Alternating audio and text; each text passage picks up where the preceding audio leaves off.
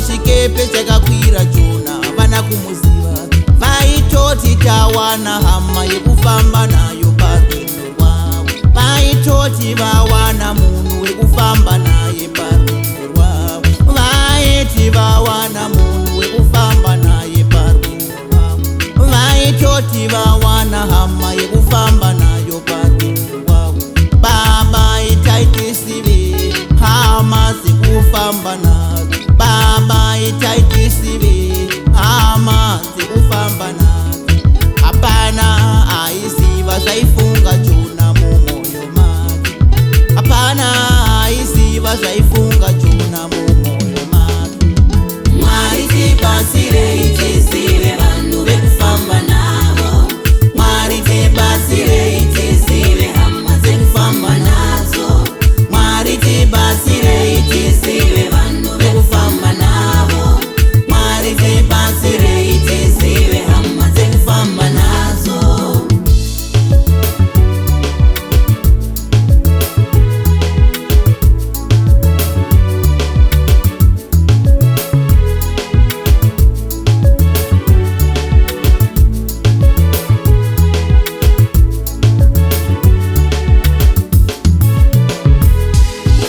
Apo pandinofamba baba handidi vana Jona.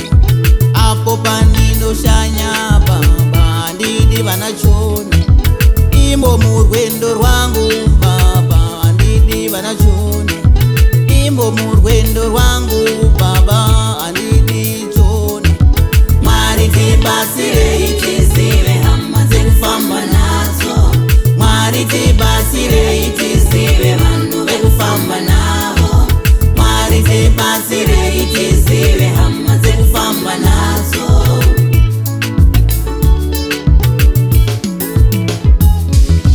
Varume vanotiza misha yavo ndivana Jona. Varume vanotiza misha yavo ndivana Jona. Vakadzi vanotiza varume vavo ndivana Jona. Vakadzi vanotiza dzimba dzavo ndivana Jona.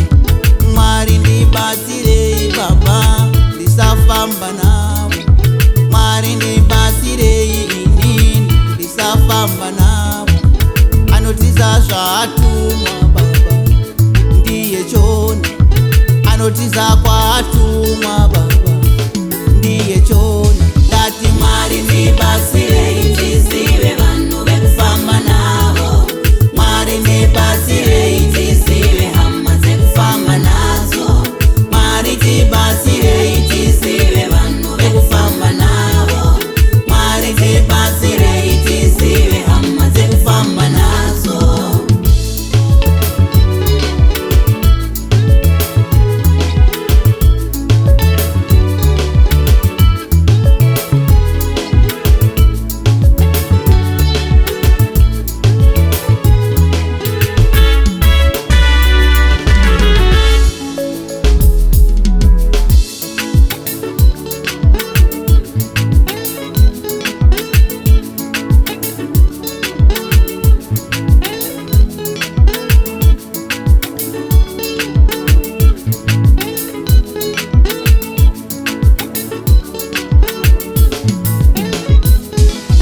Vachakatanga kunyura chikepe vakatsvaga Jona.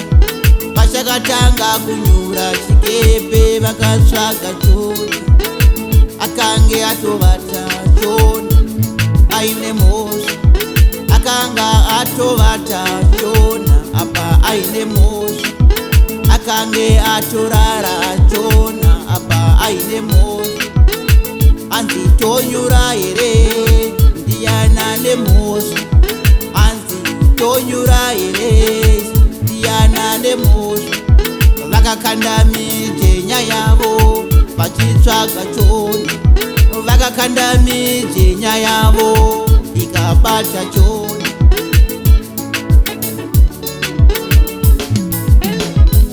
Ndati Mwari tibatsirei tizive vanhu vekufamba navo. Mwari tibatsirei tizive hama dzekufamba nadzo. Mwari tibatsirei tizive vanhu vekufamba navo. Mwari tibatsirei